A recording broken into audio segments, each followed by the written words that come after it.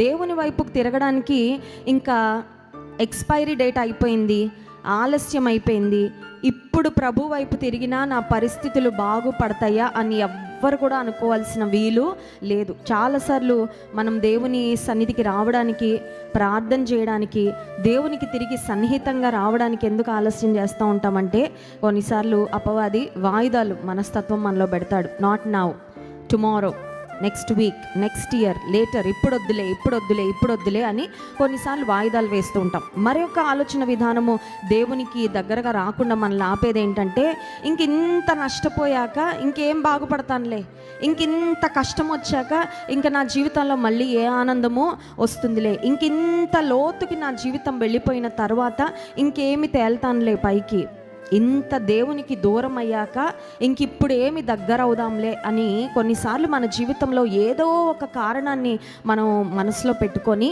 దేవుని వైపుకు తిరగకుండా, దేవునికి మనఃపూర్వకంగా మనల్ని అప్పగించుకోకుండా, some thought or something will keep us from coming close to God.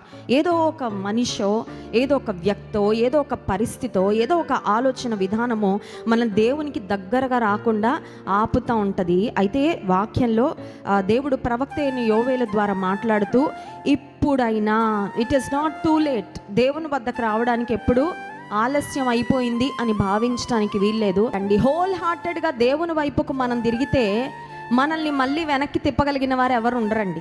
ఒకవేళ తల్లి కొరకో, తండ్రి కొరకో, స్నేహితుల బలవంతం మీద, ఒకవేళ తాత్కాలికమైన ప్రయోజనాల కొరకో ఒకవేళ మనం దేవుని వైపుకు తిరిగితే కొద్ది కాలం తర్వాత చాలా సింపుల్గా మనం డిస్ట్రాక్ట్ అయిపోతాము.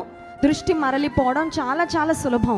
కానీ మనఃపూర్వకంగా, ఇష్టపూర్వకంగా, యథార్థంగా, లోతుగా మన హృదయంలో ఆ పశ్చాత్తాపం వచ్చి దేవుని వైపుకు మనం తిరిగితే అంత ఈజీగా దేవుని విడిచిపెట్టి వెళ్ళడము అసాధ్యము. అందుకే దేవాది దేవుడు కోరుకుంటున్నది ఏంటంటే, మీరు మనఃపూర్వకంగా నా వైపుకు తిరగండి.